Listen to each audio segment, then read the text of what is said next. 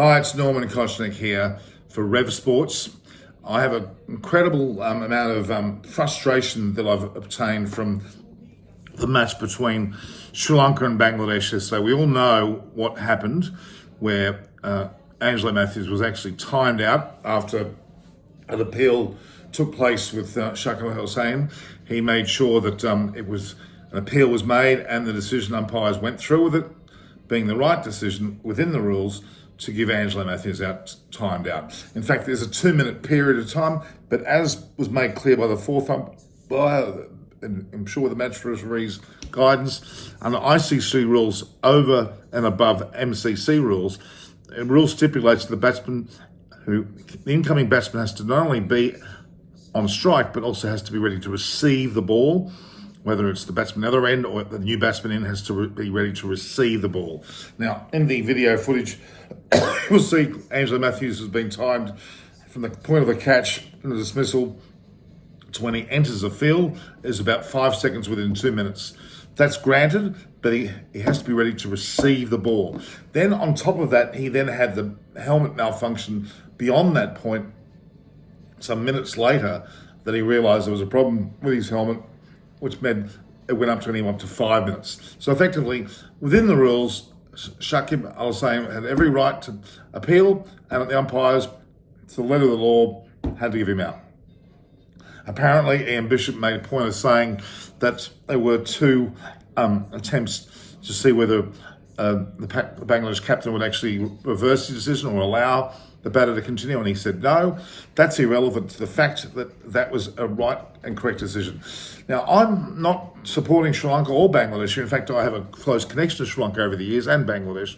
I'm not supporting Sri Lanka, I'm not supporting Bangladesh. The reality is the decision was correct. The overreaction in the end by Angelo Matthews, not only bickering as he went off the field and throwing his helmet and carrying on the field when the Bangladesh were fielding, batting that is, they in fact had him chirping away about timing out as well when the captain of Bangladesh got out. I think that was unnecessary. And then the media conferences after were even worse. The Bangladesh press conference was well handled, answered the questions, yes, no, straight to the point. Angelo Matthews bickered on and carried on about the unfairness, the injustice. He won't talk to the Bangladesh captain anymore. They've known each other since, under 19 days. The reality is there's no reason to be acting that way. The Sri Lanka team should have shaken hands after the match. The whole team are not responsible for the decision, nor should they have been dealt with in that way. Both teams should have acted above the decision and shook hands and went off fair and square, not have these grudges and not have these press conferences where barbs were thrown. Again, my take is that Sri Lanka do not have a right to carry on the way they do. Admittedly, it was a frustrating decision, and perhaps the Bangladesh captain could have relented, but he was following the rules. It was a major World Cup match. It counted for something. He made his decision. So be it. More importantly, I'm actually very disappointed with the Sri Lankan process where the cricket board's been turfed, and there's an interim committee with Arjun Ranatunga leading it, with a bunch of political names and judges and no names on there that, I shouldn't say no names, but judges that are of no great consequence to cricket. I don't know what's going on. You don't throw out a committee just because Sri Lanka got 55 in one of their innings. Otherwise, we'd have the South African team also seeing their cricket board disappear, and even the Australian cricket board.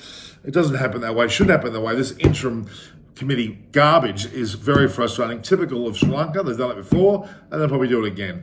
I have a lot of time for Mohan De Silva, who actually resigned, and he resigned because he knew this was a complete joke, and he knew it was coming, and it was just, to me, a mistake. So anyway, stay tuned on Rev Sports.